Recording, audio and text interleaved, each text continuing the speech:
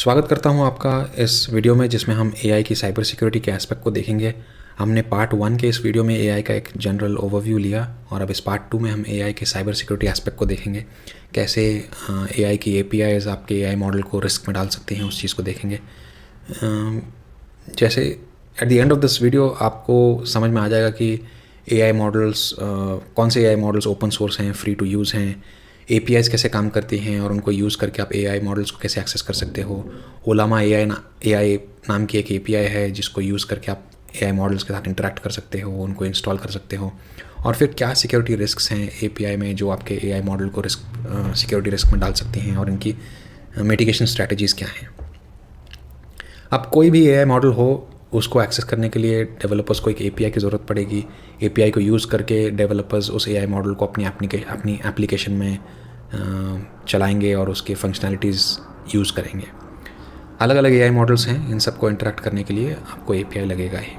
अब एपीआईज़ को समझते हैं तो मान लीजिए एपीआई एक सॉकेट की तरह है जिसमें आप अपना सॉफ्टवेयर का प्लग लगाओगे और आपको उस सिस्टम के साथ इंटरेक्ट करने मिलेगा। तो एआई में भी एपीआई आते हैं जिसको यूज़ करके डेवलपर्स एआई मॉडल के साथ इंटरेक्ट करते हैं, उनको कस्टमाइज़ करते हैं, उनकी लर्निंग करवाते हैं।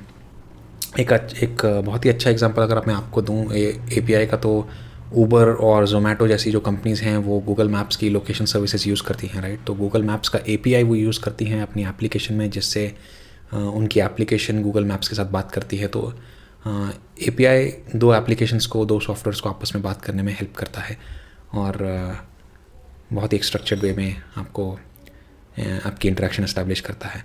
तो वैसे ही अब एक एआई की एपीआई भी है, ओलामा एपीआई, जिसको यूज़ करके आप एआई मॉडल के साथ इंटरेक्शन कर सकते हो। आइए समझते हैं विस्तार में कि ओलामा है क्या। तो ओलामा एक फ्रेमवर्क भी है और एक एपीआई भी है। क्यों इसको फ्रेमवर्क भी क्यों कहा जा रहा है?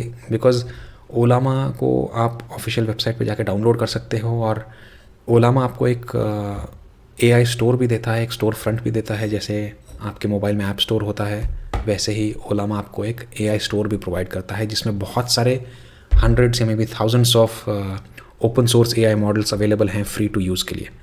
एक बात नोटिस करने की यहाँ पे यह है कि आपको यहाँ पर चैट जीपीटी या फिर जेमिनाई जैसा एआई मॉडल नहीं मिलेगा। चैट जीपीटी और जेमिनाई एआई मॉडल इस स्टोर में नहीं मिलेंगे बिकॉज चैट जीपीटी और जेमिनाई प्रोप्राइटरी सॉफ्टवेयर हैं, वो ओपन सोर्स नहीं है।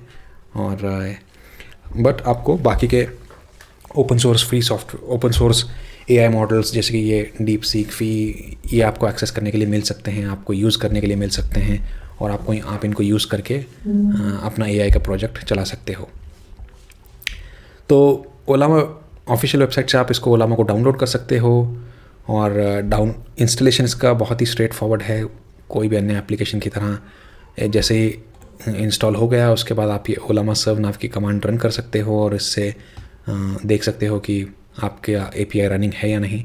या फिर आप ऑल्टरनेटिवली ये पोर्ट नंबर डाल के अपने वेबसाइट में और ये आईपी एड्रेस डाल के भी, ये आपका लोकल होस्ट का आपके सिस्टम का आईपी एड्रेस है, चेक कर सकते हो कि ओलामा का एपीआई इंस्टॉलेशन के बाद रन हो रहा है या नहीं। उसके बाद एआई मॉडल आपको पुल करना पड़ेगा इनके स्टोर से। तो मैंने यहाँ पे डेमोन्स्ट्रेशन में फ़ी नाम का एक एआई मॉडल है जो माइक्रोसॉफ्ट ने ओपन सोर्स रखा हुआ है सबको फ्रीली यूज़ करने के लिए। फ़ी की स्पेशलिटी ये है कि ये डेवलपर्स के लिए एक बहुत ही अच्छे असिस्टेंट का काम करता है कोडिंग करने में।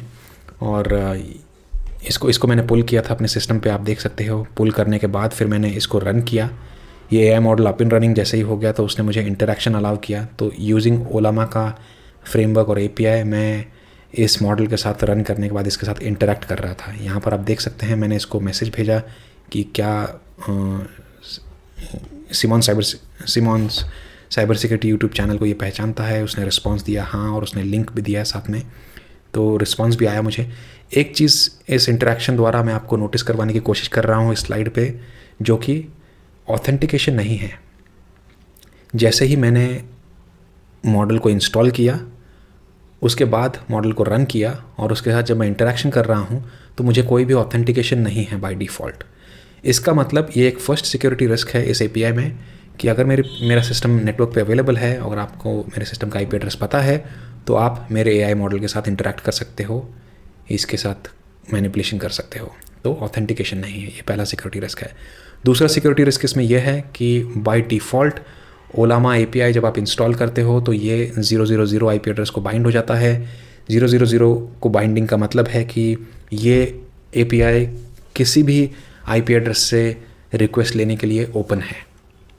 अब होम सेटअप में ज़्यादातर ये इतना इमीडिएट रिस्क नहीं होता है, लेकिन क्लाउड एनवायरनमेंट्स जो होते हैं या फिर पब्लिकली एक्सपोज्ड VMs जो होते हैं एंटरप्राइज एनवायरनमेंट्स में, वहाँ पर ये बहुत बड़ा रिस्क बन जाता है। बिकॉज क्लाउड VMs में क्या होता है कि डेवलपर्स जब क्लाउड VM सेटअप करते हैं तो ऑटोमेटिकली क्लाउड प्रोवाइडर्स उनके VM को पब्लिक IP असाइन कर देते हैं, बिकॉज डेवलपर्स उस क्लाउड VM को बाहर से ओवर द इंटरनेट एक्सेस करने वाले हैं। अब उसके सामने अगर आपने फायरवॉल के स्ट्रॉन्ग रूल सेटअप नहीं किए हैं, जो कि बाय डिफ़ॉल्ट नहीं होते हैं क्लाउड एनवायरनमेंट में मोस्टली, तो जब तक क्लाउड सिक्योरिटी की टीम ना हो और जब तक आपका क्लाउड एनवायरनमेंट को क्लाउड सिक्योरिटी टीम संभाल ना रही हो, तब तक ये कॉन्फ़िगरेशन बाय डिफ़ॉल्ट सेट नहीं होता है और बहुत ये कॉमन है सिनारियो।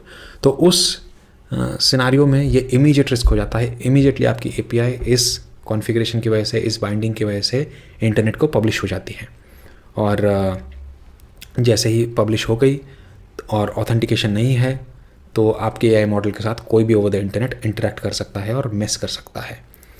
अब होम सेटअप्स में भी ये सिनारियो कब रिस्क में होता है, जब आप एक बहुत ही मॉडर्न राउटर यूज़ कर रहे हो, जैसे कि plug and play, universal plug and play features के साथ कुछ मॉडर्न राउटर्स आते हैं, थोड़े से महंगे होते हैं, बट डेवलप्ड कंट्रीज़ में जैसे कि US, यूरोप में ये बहुत देखा गया है कि वहाँ पे अक्सर लोग मॉडर्न राउटर्स ही यूज़ करते हैं इस universal plug and play features के साथ, जहाँ पर modern router automatically traffic open कर देगा एक एप्लीकेशन के लिए अगर वो रिक्वेस्ट कर रही है। तो इस डिफ़ॉल्ट कॉन्फ़िगरेशन के साथ वो वाले होम एनवायरनमेंट्स भी रिस्क में आ जाते हैं जो ऐसा कोई universal plug and play router use कर रहे हैं इस बाइंडिंग की वजह से। तो ये एक सेकंड सिक्योरिटी रिस्क है, मेजर सिक्योरिटी रिस्क इस ओलामा API में।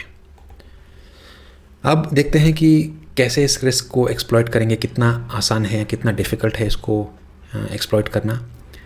तो मैं यहाँ पर आपको शोडन का सर्च दिखा रहा हूँ और यहाँ पर आपको सेंसिस का सर्च दिखा रहा हूँ।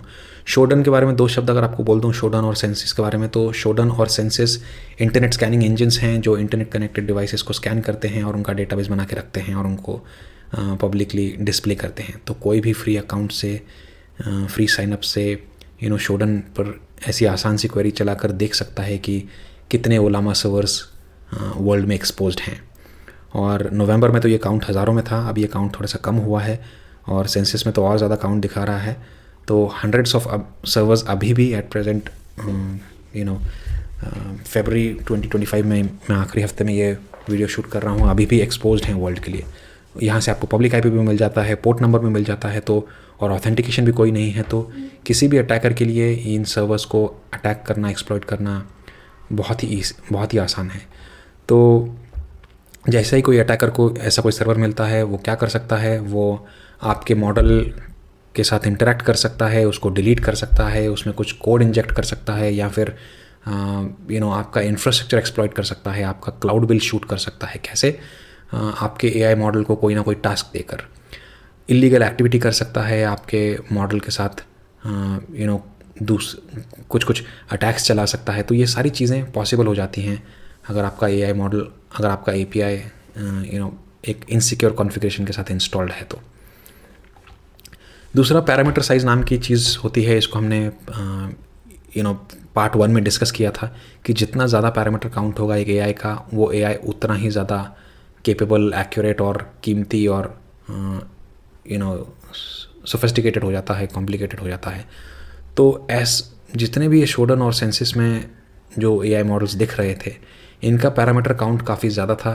ये डीप सीक या अक्सर लामा नाम के जो AI मॉडल्स हैं वो वाले दिख रहे थे, जिनका पैरामीटर काउंट काफ़ी ज़्यादा था। जितना ज़्यादा पैरामीटर काउंट, उतना ज़्यादा कंप्यूटेशन पावर यूज़ करेगा, उतना ज़्यादा वो केपेबल होगा अलग अलग टास्क करने के। तो बहुत ही आसानी से, बहुत ही सीवियर इम्पैक्ट हो सकता है इन AI मॉडल्स को एक्सेस करके एक्सप्लॉइट करने का।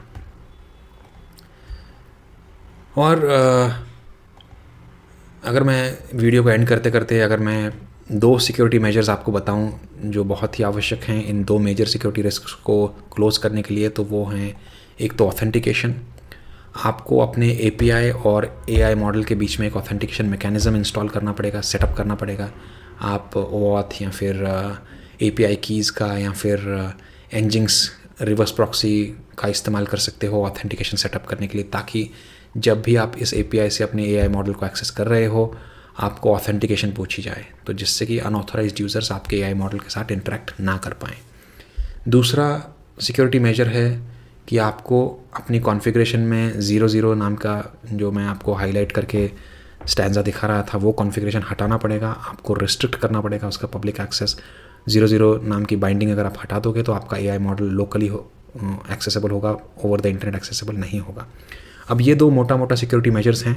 इसके अलावा भी बहुत सारे सिक्योरिटी मेजर्स हैं जो आपको इम्प्लीमेंट करने पड़ेंगे अपने AI मॉडल को सिक्योर रखने के लिए, अपनी API को अच्छा सिक्योर रखने के लिए।